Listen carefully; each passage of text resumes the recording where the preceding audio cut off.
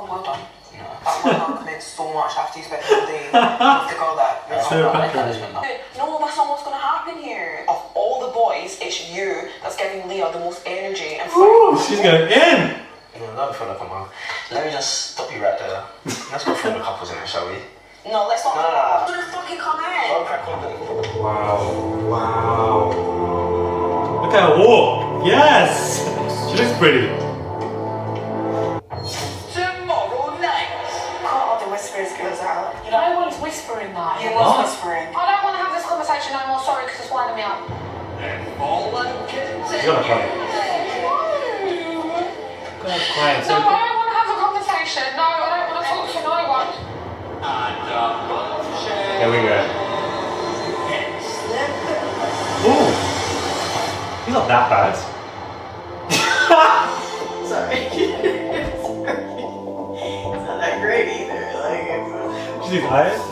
Guys, where do we even begin? Where do we even end? This Love Island episode was doing exactly what it needed to do, and I'm just so happy that we have a good season because we suffered, child. We suffered with Love Island Winter. Hey guys, it's Rob Morali. Hope you guys are all doing well today. Back at again with another video. If you have not subscribed, click that button, guys. It is daily and consistent content injected. And let's get straight into this episode, guys. Ruchee is Gucci, and with the fact that she's been dumped, I'm so upset and irritated because there's so much wasted potential.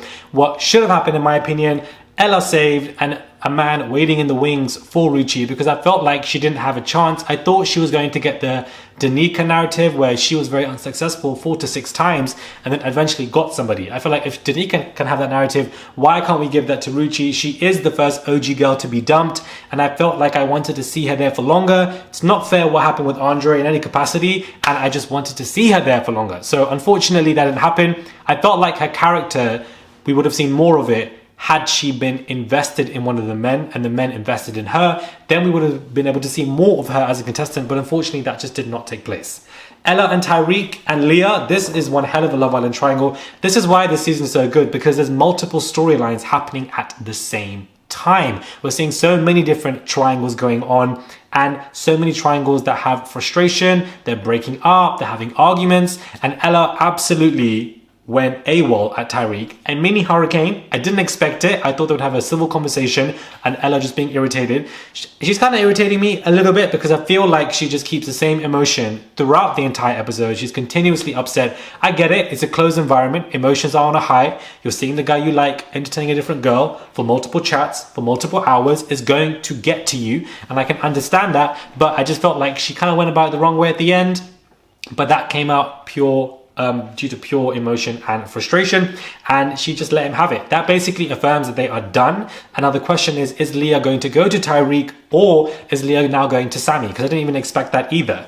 These triangles are so entertaining for the fact that we had Charlotte, Molly and Zach in the gym. Molly joined her. She didn't like Jess and the other girls speaking about her. She caught onto those conversations and that in itself is tension.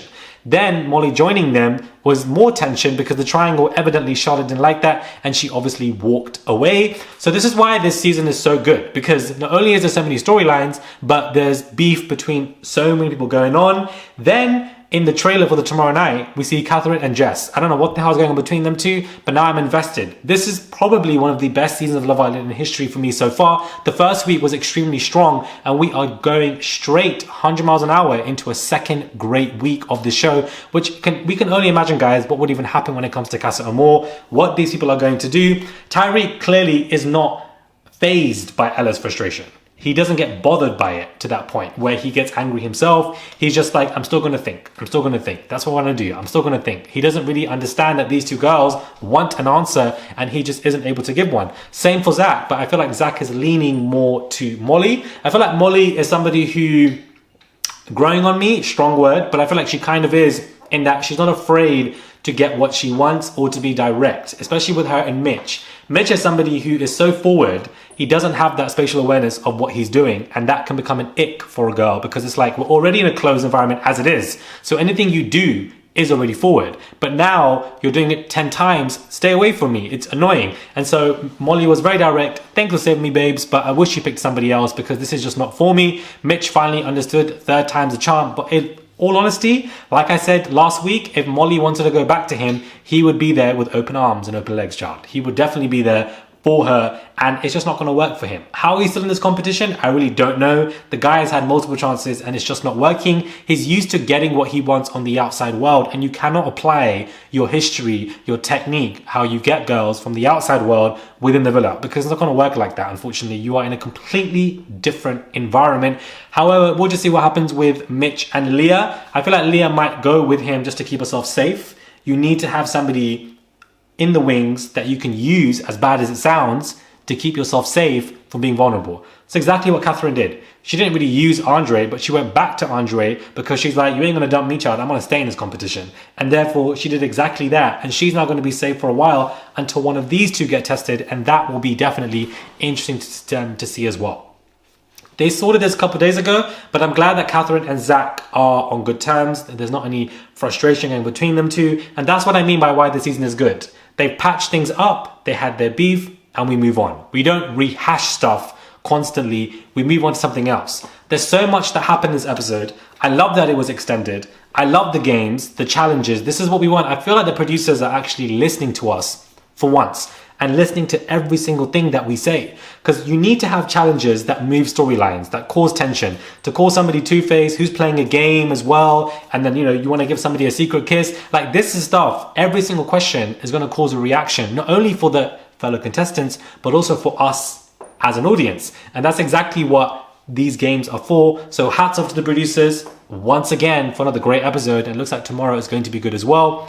Maya Jama did speak on the fact that, the show is doing good ratings wise. She put out a tweet as well, and the ITVX ratings are also back. Overall, with live and ITVX viewers, it is roughly 3 million, which is great. And at the age demographic of 16 to 24 is great as well. However, this time last year, the overall was 5 million. So, Love Island have lost 2 million viewers due to overconsumption. When you're overconsumed, you're fatigued. When you're fatigued, no matter how great the quality of the content is, people are tired. It's a shame because this season is really good. So people who are not watching it, you are thoroughly missing out on some great content. And I feel sorry for you guys. However, hopefully they don't bring back Love Island Winter, but they will definitely be bringing back Love Island Winter. Let me know what your thoughts are when it comes to this review, guys. What are your thoughts when it comes to Ruchee being dumped? Do you feel like she should have been saved? What are your thoughts on Ella and Tyrique and Leah? What team are you on? Are you happy that Ella dragged him? Or do you feel like she played the cards wrong because now she's vulnerable? Who is she going to go for? Does anybody else want to go for her? Does she have the second, third, fourth, fifth option? I don't know that she does. This whole Sammy and Leah stuff is irritating Jess. Jess, to me, is a great contestant because she's not afraid to go there when it comes to confrontation. You need that energy in the villa, hands down. And I think that she's doing that. She's not afraid to talk about it when it comes to Molly. Clearly not with Catherine the next day either. I don't know what's happened between them two, but I'm Team Catherine. So you need somebody like her. She's quite vocal and also gets upset for other people. And when that triangle happened with Molly in the gym, with Zach and Charlotte, Jess was very vocal on talking about XYZ. Molly didn't, she picked up on it, but she didn't go back to Jess to talk to her because Molly's not somebody who's confrontational. She lets it go and she just moves on. I love Whitney and Maddie, but I don't know if they like each other. I don't know if there's any sparks. It's been a week and a half. We haven't seen a cuddle. We haven't seen a kiss. We haven't seen anything. I like Whitney. She is comical. She's not Maura is somebody who came in guns blazing. But Whitney, I feel like can't do that for obvious reasons because she's going to get XYZ coming down her throat. But she's more of a comical individual. Somebody's there who is to be funny, lighthearted, entertaining. She is reality TV gold. She reminds me a little bit of New York sometimes with just certain phrases that she says or just the timing of her reactions. I think it's hilarious. So once again, another reason why this season's doing good is because of the quality of the contestants. Can you now imagine if Love Island Winter never happened, we got that year breathing space and they brought the good contestants from Love Island Winter like Tanielle into this season? It would have been even more better and it would have been legendary. If this season keeps going the way that it's going, it is definitely up there in the top 3. Right now, it's early days, so we don't really know that, but I definitely feel like it's definitely on track for that. I want to see what happens with Whitney and somebody else. I want to see her getting tested. I want to see Maddie getting tested because right now, I don't think that these two like each other. I think it is very unserious, but injected into my veins. It's a great season of Love Island. Comment down below. Let me know what your thoughts are. Subscribe to the channel, and I'll catch you guys soon for another review.